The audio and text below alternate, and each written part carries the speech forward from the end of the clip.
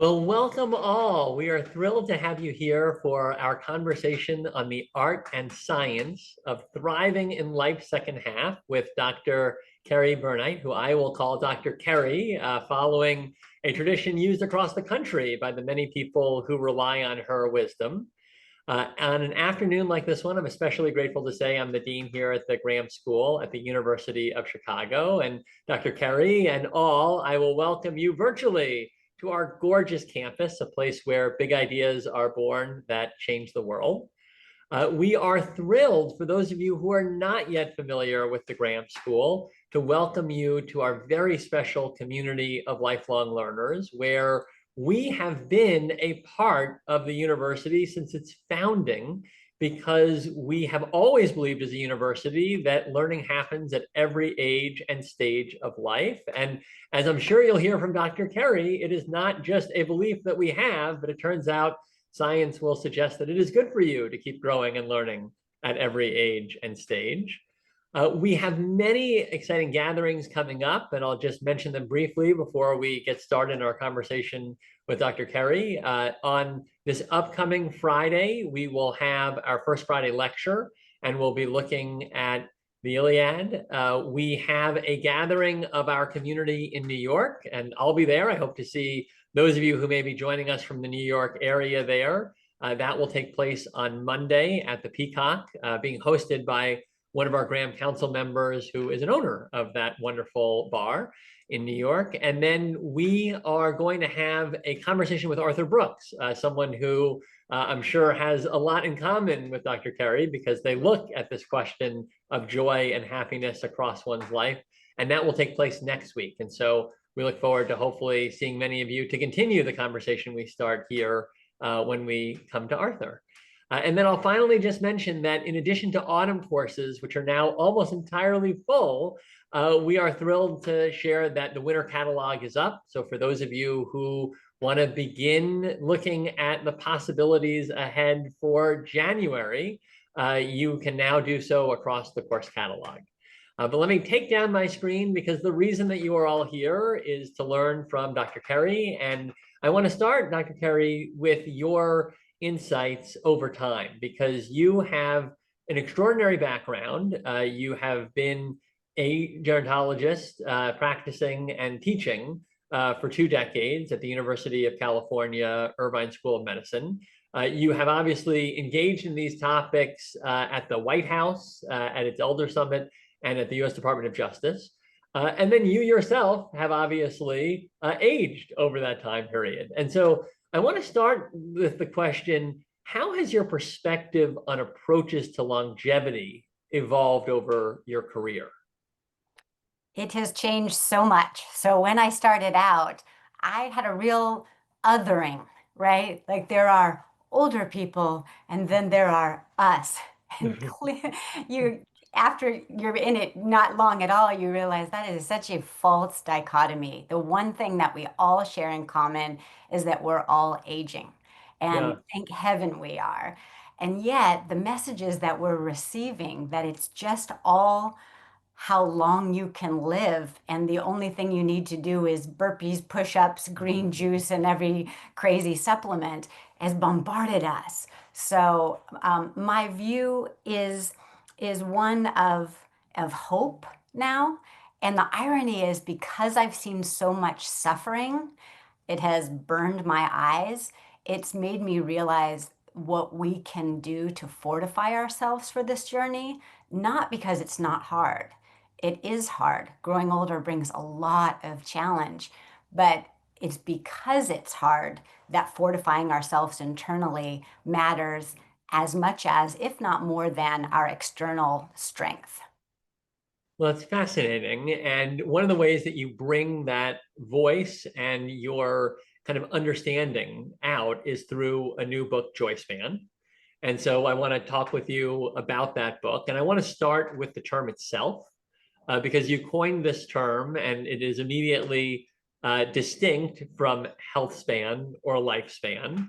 And I'm curious if you could talk a little bit about why you decided to use that term and why it was important to add this to the ways that we think about aging. Yes. So my question was, why do some people thrive in longevity? Why is their well-being, their psychological and emotional well-being so formidable, while other people with the same objective external situations suffering so much? So the research is really psychological well-being. And so for a time, years ago, I was calling it well-being span, Mm, not very catchy. And then I was calling it well span, and people thought I was saying wealth span. mm, And one day I saw that the American Psychological Association defines joy as well being and satisfaction. mm, So, joy, which I see as differently from happiness, because happiness, I think, is sometimes circumstantial and impacted by a lot that's going on, whereas joy is more akin to contentment. So, we're not talking about ecstasy like joy, joy, joy, and certainly not toxic positivity, but joy as a contentment, regardless of the challenging external circumstances that we're all facing.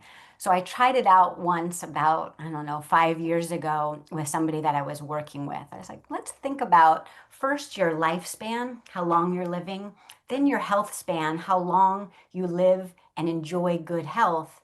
And then let's talk about this other piece, this joy span. And then right away, she was 92 at that time, a friend of mine.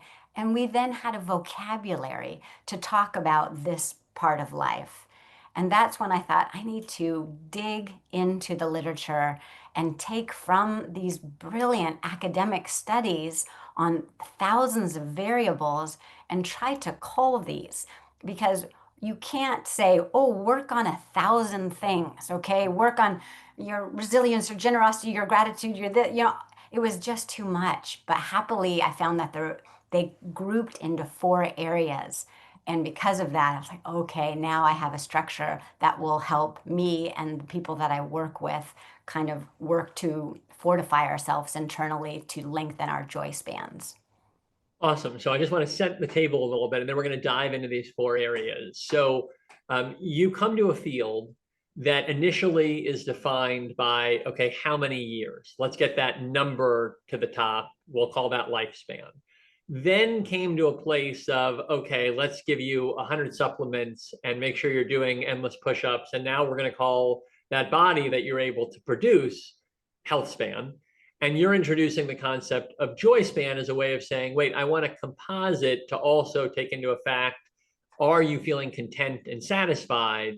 And how can you potentially maximize the amount of time that you're feeling satisfied? And it may be that there are even things that extend your lifespan, that extend your health span, but that don't extend your joy span because they're taking so much of your focus on a road outcome that you're not able to feel the satisfaction and contentment. Is that a fair way to summarize where we are in the theory? And then we're going to jump into Joyspan itself. I just want to kind of set Yes. this And into that's why the. you are a dean, because that is well summarized. Thank Okay, you. well, so yeah, let's come back to you though, because I want you to share your immense expertise.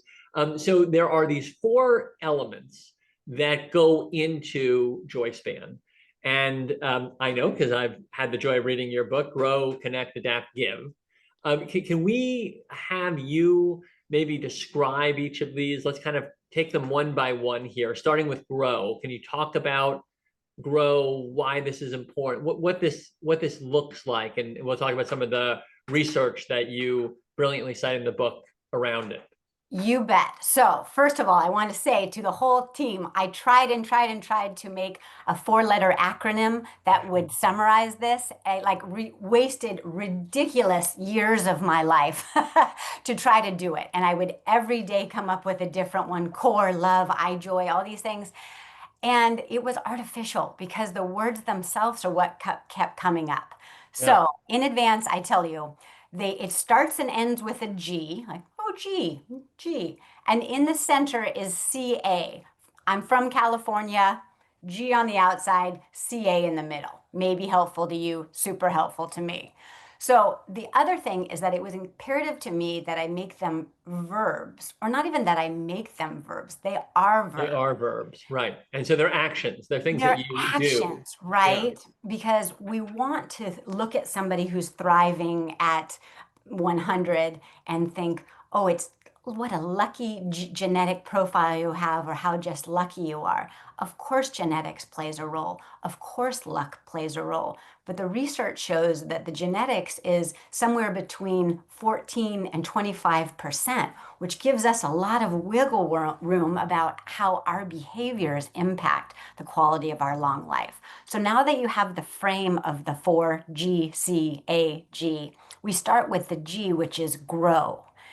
Throughout our lives, we have been pushed to continue to grow. We literally push kids off diving boards and, do things that are hard or uncomfortable, that give us that beginner feeling, that keep us engaged and pushing ourselves to do hard things. And sometimes we take the foot off the gas in later life for a variety of reasons. Some being the pervasive ageism that each of us has internalized, telling us, oh, what's the point? Or I've already done that, or I'm no good at piano, and who would want me to create this group? And so to continue to grow, we need to, and we'll talk about it, really unpack the harm that anti-aging is doing to our collective joy spans or to our well-being in these long lives. Okay, so the first is grow. In the book, I talk a lot about curiosity and how to start the growth. And it's kind of systematic, and there's quite a good research on how to do that. So it's doable. The second is C. This receives the most publicity, and I'm delighted about that, largely because of the Harvard longitudinal study, but that is connect. Yeah. Regardless of how introverted some of us feel and how much time we spend alone, me, um, humans need humans. And if you don't proactively cultivate connection, it dwindles. And my mom, for example, is 96 years old, and she has outlived all her friends. And the few friends that are still on Earth are living with cognitive impairment or have moved away. And so, in the same way that you diversify your financial portfolio, money in different places, we need to diversify our social portfolio. And that means reaching out to people of different ages and stages, people you don't know, and then what I call be that friend. And you know that friend. That is the friend who is picking the lunch place, who is offering to drive you to chemo, who is remembering that your partner died 4 years ago and commemorating the anniversary. So it takes that verb of connecting and being quite proactive and kissing quite a few frogs in the process. So you might go, I was kind of close with my neighbor in my old neighborhood. Haven't seen her in ages. What if I track down her phone number and call her? And then you reach out. Maybe it's a hit, maybe it isn't a hit, but ultimately, by doing it repeatedly, you get hits, and we collectively are lonely. And so you're solving not only your problem, but also their problem as well. Next one, adapt. So, the one thing I can promise you, two things. The first is that you're definitely going to die. I start my classes with undergrads with a chart behind me that's a red circle. And I said, let's talk about the mortality rate. 100%. We're all going to die. And that is a good and normal thing, just as the way you were born. Another thing that I can pretty much guarantee you is that rough stuff is going to happen. Challenges are going to happen. You usually don't just get hit by a bus. Sometimes you do, but often there are, chronic conditions or losing one's eyesight, certainly losing one's partner. And with adapting, knowing in advance that things are going to happen, and when they do happen, how can we fortify that muscle to be nimble enough to acquaint ourselves with the new normal. And Yeah. so I was with a patient yesterday and she said, I cannot believe that my husband passed away. I just never had that thought that that was going to happen. And I thought, I think that's a shame because either you or your partner is going to pass away. And it's not to diminish the grief and to walk with the grief, but also to have an awareness that things definitely happen. So let's now get to the last G, and that is give. So, giving of yourself is largely tied to the literature on purpose. So, people who feel like they have a purpose express their genes differently. It was a research out of UCLA, Stephen Cole, that blew my mind, showing that inflammation and antiviral load, with all variables held constant, was impacted by how you perceived your purpose. But purpose is not curing cancer or all these biggies, it's these little tiny gives. Some people call it personal projects, some people just call it what you're engaged in, but giving of yourself, which again requires that we reject the anti aging notion that we have left to give. Our society needs what older us has more than ever. Because what gets better as you get older, not publicized, is you don't care as much what people think. You have the potential for greater spirituality and humility and appreciation. Can you imagine if we harness our collective strengths, what we could do for society if we can reject this notion that it's somehow all downhill? Well, that is a fascinating framework, and I'm glad that you based it on the real information and not just what might fit an I love Well, framework or thank some you. other acronym. Yeah. And you know what struck me as I went through this, Dr. Kerry, is that this is a statement of how people age at all stages.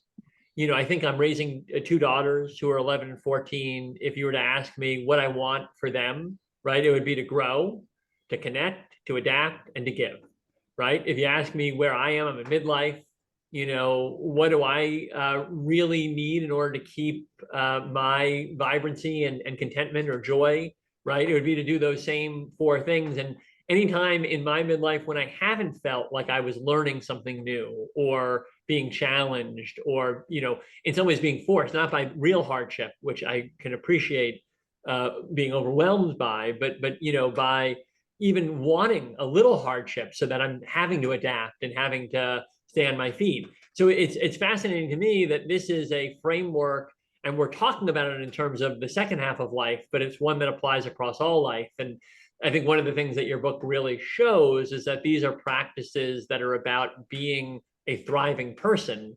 And it turns out that that helps you to thrive across life, but also in any of its stages, which I think is just a really interesting possibility. I Um, love that too. And as our community here has been putting in the comments, nothing is new. It's like, right. it's not, it's the oldest trick in the book, right? You know, Aristotle and, Marcus Aurelius talk about purpose and a meaningful life and the importance of it. So and when people say you discovered it, oh, I certainly did not discover it. I opened my eyes to what other people had been saying forever, but that we as a society have forgotten because we've let the multi-billion-dollar anti-aging industry convince us to fear aging or that we are somehow less relevant or less attractive or less all these things. That's a societal construct that is truly harming us. It is not benign.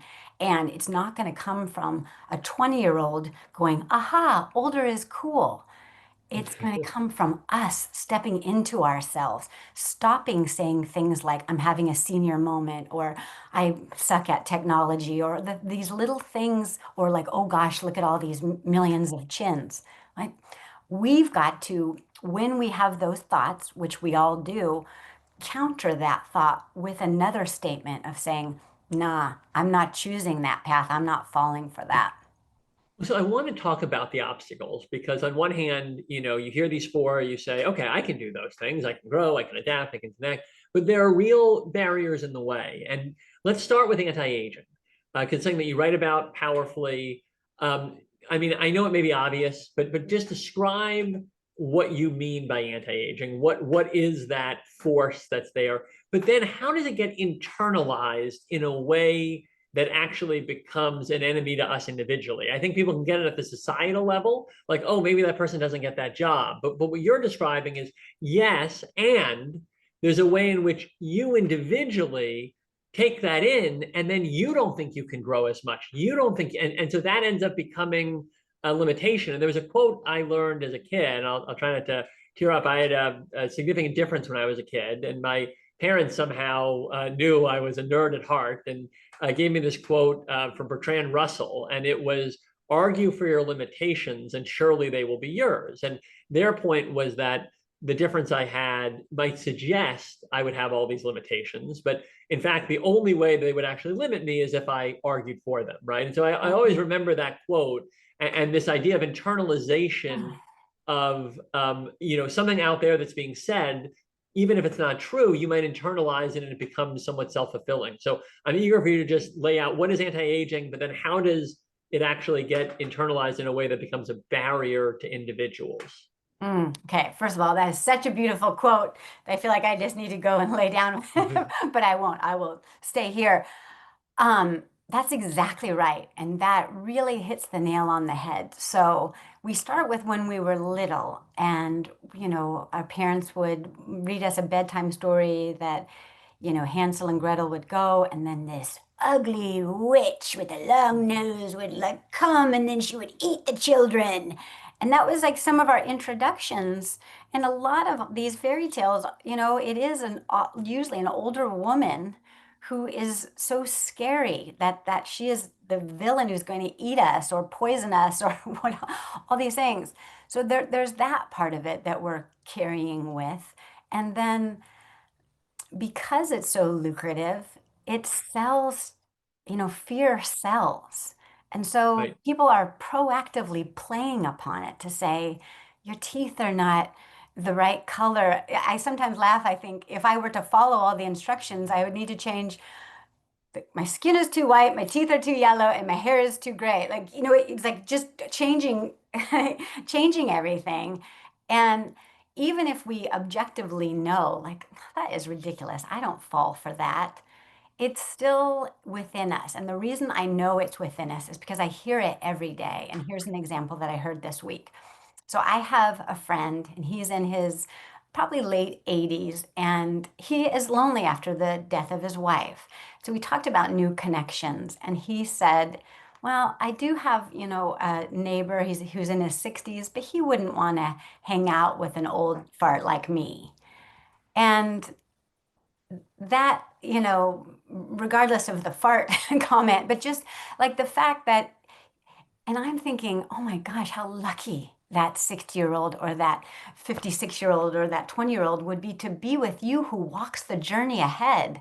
And Right. so when we step into recognizing that we have some voices telling us erroneous things and we can counter it and then act differently, we can really benefit people who are lucky enough to get to hang out with older us.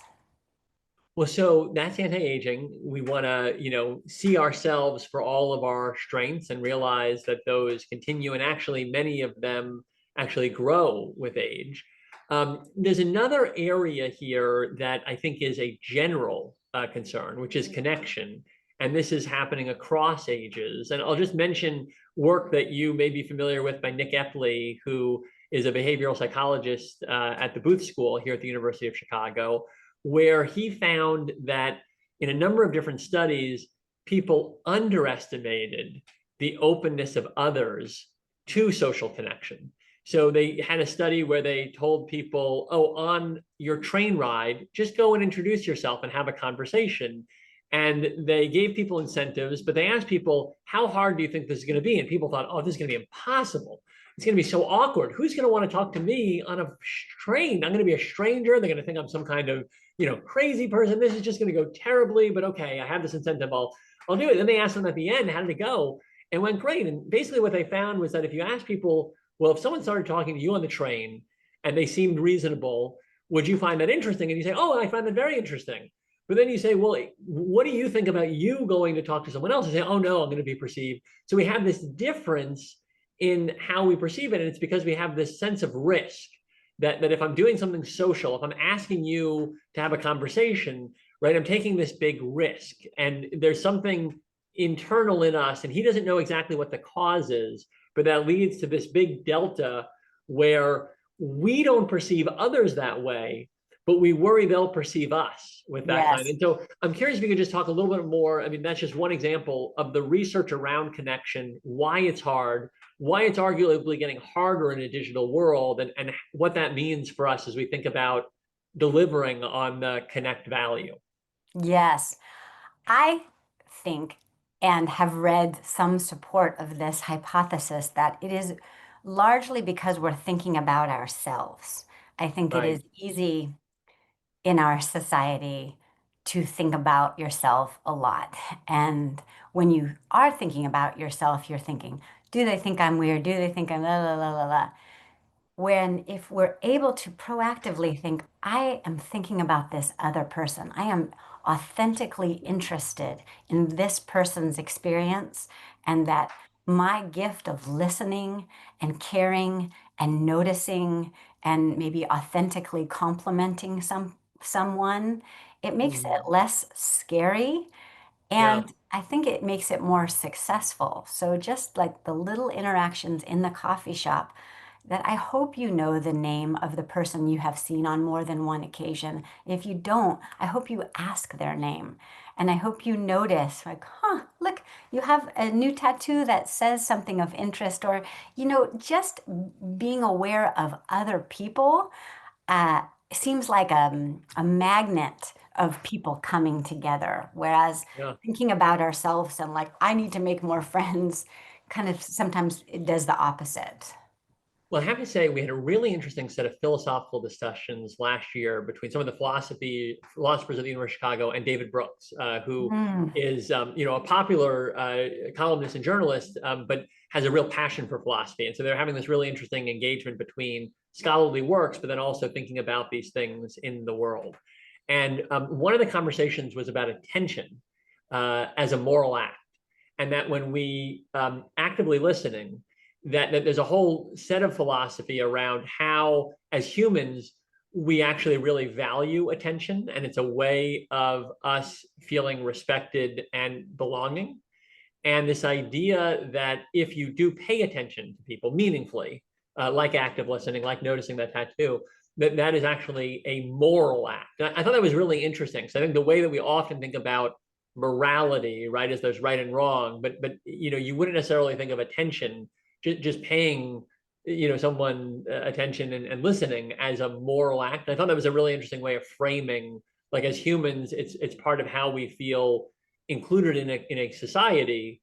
And so by that dimension, it then becomes, a part of the morality of a human community to have that kind of relationship, which it actually changed the way I think when I'm at a Starbucks or elsewhere and I'm interacting, because I hadn't really framed it that way.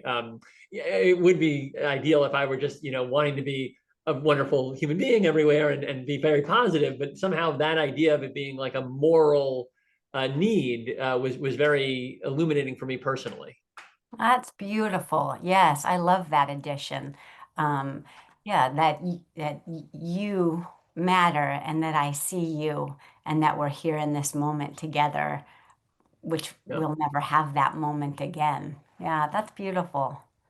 Well, so I want to talk about this idea of internal strength as a critical piece. And you describe it as critical as exercise and external fitness.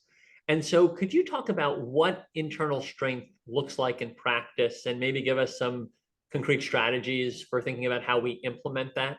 Yes. So, of course, I am all for taking care of the meat bags that we are living in, of course. And I love, strength training and cardiovascular training and flexibility and agility. Absolutely.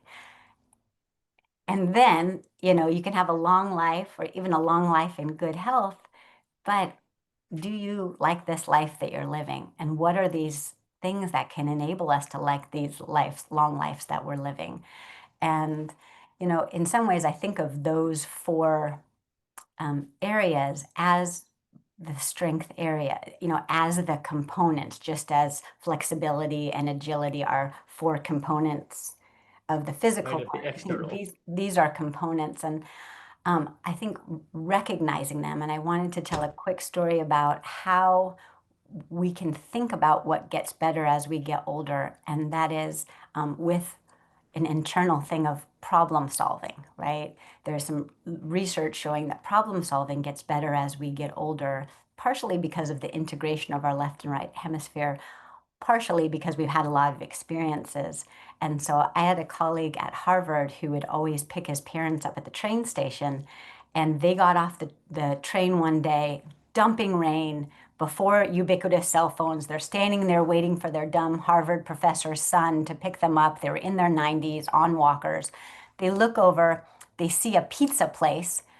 So they carefully walk over there and they said, we'd like to have a pizza delivered to our son's house.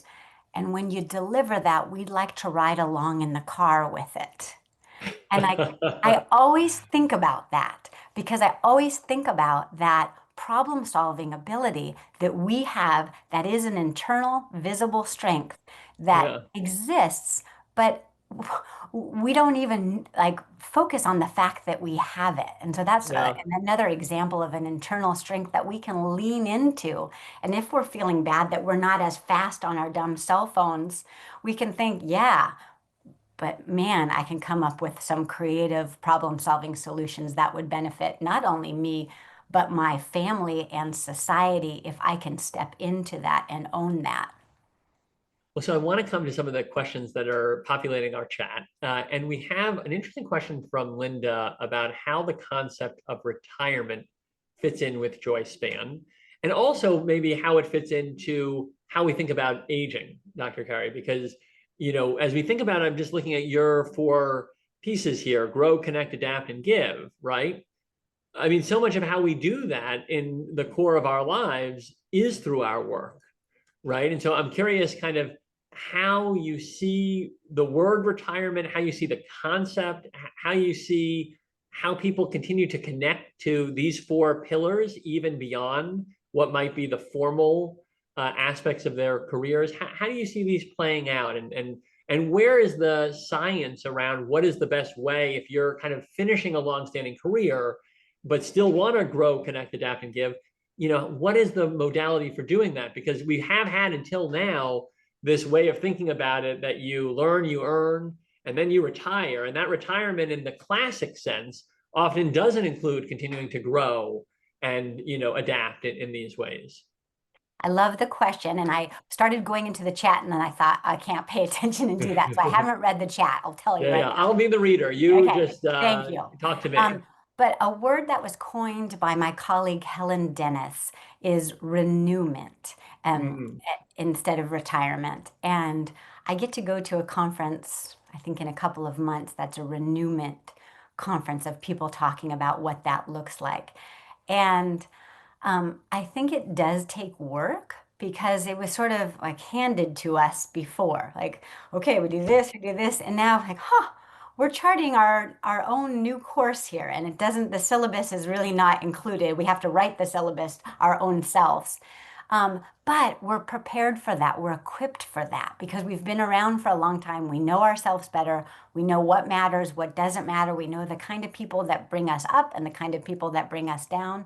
So we're equipped to do this if we recognize that we're going to put the work in and say, I'm going to have a bonus, let's say 10, I mean, who knows how long we'll live, but let's just say 10 to 40 years of this extra that I can either languish and suffer, and I see that all the time, or I'm going to say, yeah, the result's the same. I'm going to die, but I'm going to try to use this time up in a way that means something to me and something to others.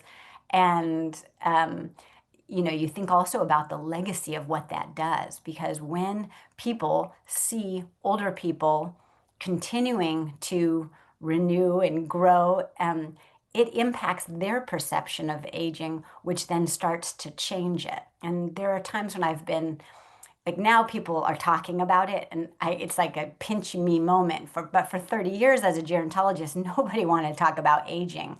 And I sometimes would feel so defeated. But now I feel like we've got a critical mass of people who are changing it. And just in the same way we used to say somehow that women couldn't be leaders, Like now we're like, that is the most ridiculous thought I've ever heard of. Same thing. Like we'll look back and say, we used to think that aging was just, and Right. now look at us. But it's going to take all of us. Well, I do think there's a whole world now of reimagineers of, we love the terms rewire and refire. And this idea that there can be a middle essence and that you can see this as another moment of inflection. And I'll just, say that the University of Chicago has really grown our offerings at this midlife stage because we realized that just like the undergraduate moment, and the graduate moment, there are other moments of life where people want to essentially bring incredible skills, and our 18-year-olds have incredible skills, right? Bring incredible experiences, but reimagine how they want to engage with the world. And one of the things people need is an expansive horizon. They need to be able to see everything out there again. And I think for too long, we've looked and said, oh, what do you do with a general when you stop being a general? Okay, retire, right? And in the Broadway song.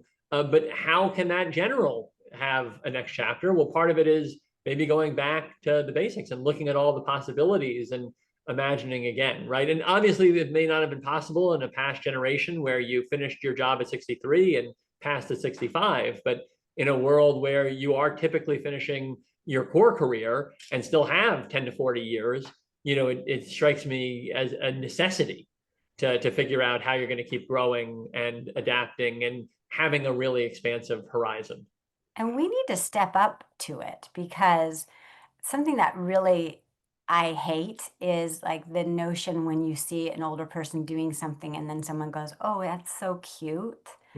Right. And so I think, and that if we like live long enough, that's going to happen to us. And I actually had that happen to my husband and myself not long ago. And I'm only 56. I was at a bar and we ran into some 20-year-old friends of our kids and they said, "Oh my gosh, you guys are here. That's so cute." And so I thought, so it's important not just to like let these things fester, but to say, why is that? Why would that be cute? Right. Or when people say, "You're 74, you don't even look 74," to then step into it. This is what 74 looks like, right? Like Yeah. that we are navigating something new and it isn't cute and it isn't quaint and it isn't anything other than like really who we are. So that's part of And this. what's so Yeah. interesting about that, Dr. Harry, is that it shows that one of the few forms of discrimination that is still openly tolerated is ageism. In the sense Yes. that you can just picture that same comment if it were based on gender, another characteristic, right? And you were to show up, and based on that characteristic,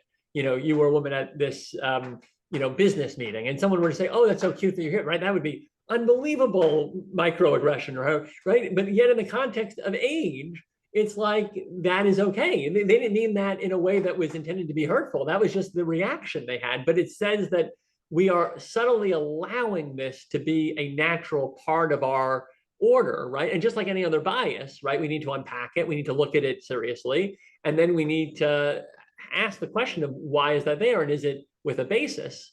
Right. And obviously, I imagine that bar could be fun if you were 50 or if you're It was 20. fun. So, in true form, there is not a basis in that case, right? That's just how maybe things have been ordered. And so we've taken them for granted, just like so many other things that you realize you need to unpack and look at more deeply. So it's a great example because I think it speaks to that. We have some questions in the chat about this importance of intergenerational connection. And one of the comments made is it can be hard, in part because across generations, you may have different worldviews, different experiences. Although one person, Joanne, does talk about her friendships across generation. Can you talk about where the research is in terms of how to form those relationships? I think it's daunting enough to meet people our own age. How do you think about this intergenerational connection? And do we need more supports in society that try to cross-pollinate in a certain sense? Because there's the individual level, but then there are many structural issues, even the bar incident that you have, that also, I think, stand in the way. And I'm curious for any thoughts you have on that front. Yes. So with all the ills of social media, and there are many, there is some cross-pollination happening. So I created, it's an Instagram account called the_gerontologist. And in the beginning, I would just take my camera and go, let's talk about hearing changes, just filming myself. And then one day I thought, I need somebody to hold the camera for me. So because I see my mom a lot, who lives independently, I said, could you hold the camera and film me talking as a gerontologist? So she did. And then, duh, I said, well, let me film you. So then I turned the camera around and I asked her a question.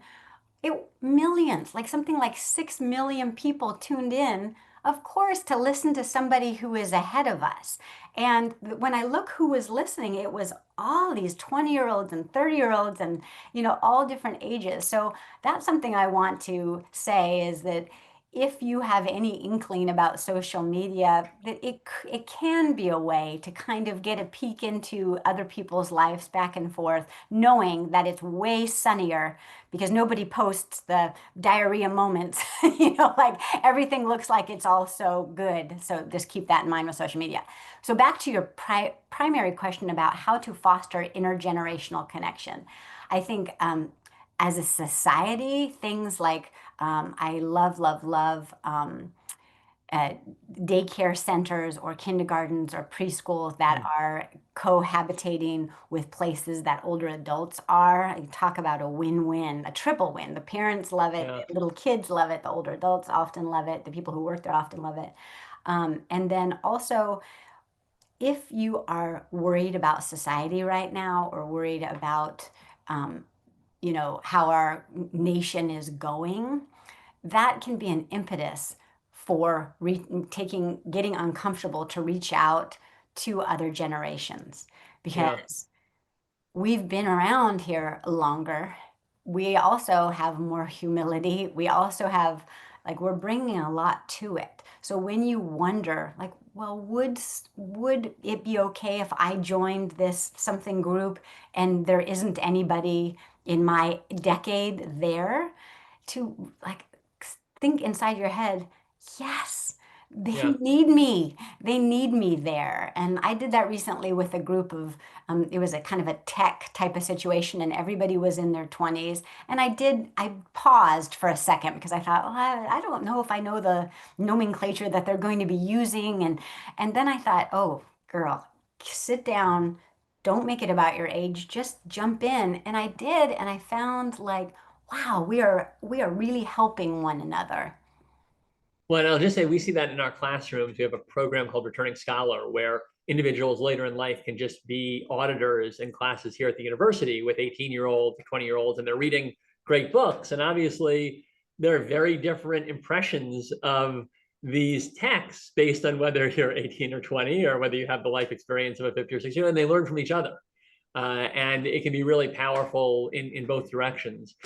We have a question of high profile examples you may be familiar with of successful aging. So this person actually asked, have you seen celebrities, for example, that you admire? And I think what they mean by that is that are actually on the Joyspan question. I definitely think there are probably celebrities on the supplements and some of the other aspects here, but are there some that you look at and you say, okay, this is really a high profile example of someone who's committed to these four pillars of growing, connecting, adapting, and giving?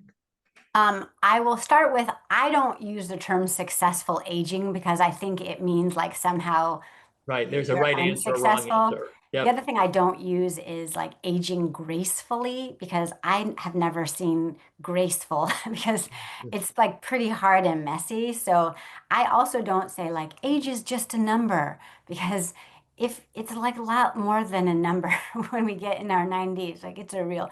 So having said all that, all these things that I kind of do avoid, do I see examples of people with long joy spans, both celebrities and everyday Joes, all the time? And, my mom is one example, but she's not such an anomaly. There Yeah. are so many people in all socioeconomic status, in all situations, people living with cancer, people who have lost adult children and, their offspring. They're all around us. But often because of the humility that we are graced with sometimes when we're older, they're not always going around going, look at me, look at me. So it takes us, I was recently at a community flower garden and I thought this is rich. with joy spanners Mhm. because it was people who were planting and so interested. And there's woman was teaching me about she was going to plant all these trees, and she had calculated out how many trees she thought she could plant before she estimated that she would die, and what that might look like. So yes, I see examples all the time. And in terms of celebrities, I don't know them, so I'm only just guessing. Right, But like, Helen Mirren sometimes seems to me like she's really stepping into it. Jamie Lee Curtis sometimes feels like she's embracing who she is. And I also don't think that it is beneficial to judge or shame anybody for what they're doing. So a lot of times people will say like, "Oh, did you see her face, what she did to it?" Then don't do that to your face. But right. also, sometimes I feel like it's more shackles. Like, don't curl your hair. Don't. It's like, I don't. What? Then don't wear lipstick. I mean, everybody's going to Right. have their own Well, line. and I mean, I know you know this, but we're all living in a world that still has these really anti-ageist practices, right? So if you want to continue to have your platform, uh, and you're a female or you're a, then unfortunately, we live in a world where these still may be burdens on you, right? And so to And blame maybe the like person yeah, for, like right, disentangling right, the the person and the goal, system, but the goal isn't younger or young. right? The goal is good, but good, society has grabbed that to mean young. But if we can go like, yeah, if you feel good in colorful clothes, if you want to do up your hair or shave your head or wear cool glasses or put some earrings on your nose, like that, it's not like, oh my gosh, you can't, don't strive to look good. It's just that your definition of good is going to be different from everybody else's, and it is not synonymous with young. Yeah. Well, we are at time, but I do want to ask one No. final question, Dr. Kerry, because your mother has played such a vital role in your thinking about this. As you mentioned, she's 96 and she's still working with you on Instagram and other formats.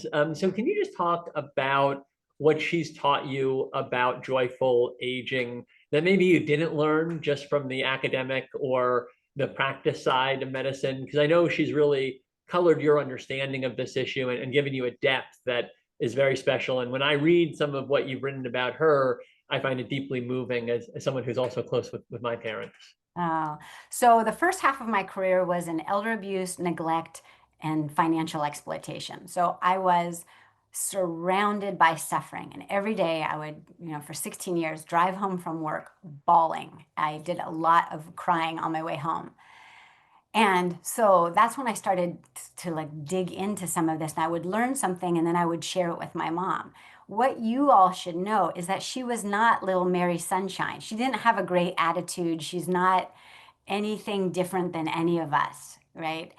But she did decide to use some of these learnings that we learned together to try to navigate a path that fortified internal strength so that when her son got leukemia, she could travel with that.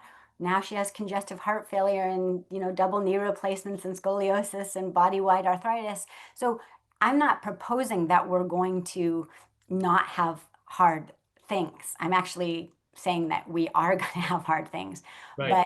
but by cultivating this internal strength through these proactive research-based practices, that we may be able to travel with a greater well-being than we otherwise would have had we simply gone with denial, or with somehow if we simply eat enough protein that we're never going to have hard things happen to us. So yeah, so I learn Well, from my mom every day. She cracks me up. She, corrects me constantly. She humbles me every single day.